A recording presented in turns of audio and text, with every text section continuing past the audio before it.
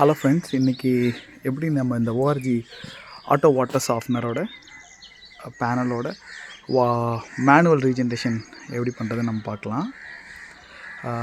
ஒருவேளை உங்களதோட மோட்டர் ரொம்ப ப்ரெஷராக இருந்துச்சுன்னா you can make it like off. ஓகேங்களா, கொஞ்சம் அதை கம்மி பண்ணிக்கோங்க. ஏன்னா டைரெக்டாக பேனலில் இதுக்கு போகும்போது இங்கே லீக் ஆகிறதுக்கு சான்சஸ் இருக்குது. ஒருவேளை நீங்கள் டைரெக்டாக போர்வெல்லேருந்து கொடுத்துருந்தீங்கன்னா இந்த மாதிரி ப்ராப்ளம் வரும். அதுவே நீங்கள் சம்ப்லேருந்து கொடுத்துருந்தீங்கன்னா இந்த மாதிரி ப்ராப்ளம் வரவே வராது. ஓகே, ஸோ இப்போ எப்படி பண்ணுறதுன்னு பார்க்கலாம்.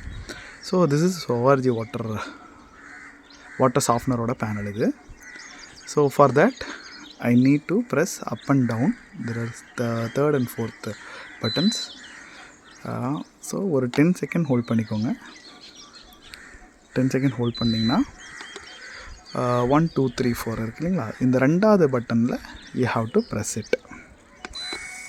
So you will hear some sound. உங்களுக்கு இந்த மாதிரி ஒரு சவுண்டு கேட்கும். இந்த சவுண்ட் கேட்கும்போது இந்த ப்ராசஸ் ரீஜென்ரேஷன் ப்ராசஸ் ஸ்டார்ட் ஆகிருச்சு.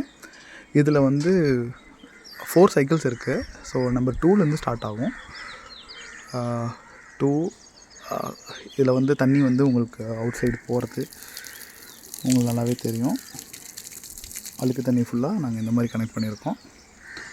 உங்களுக்கு இந்த மாதிரி auto softener, manual water softener install பண்ணோன்னா எங்களை காண்டாக்ட் பண்ணுங்கள்.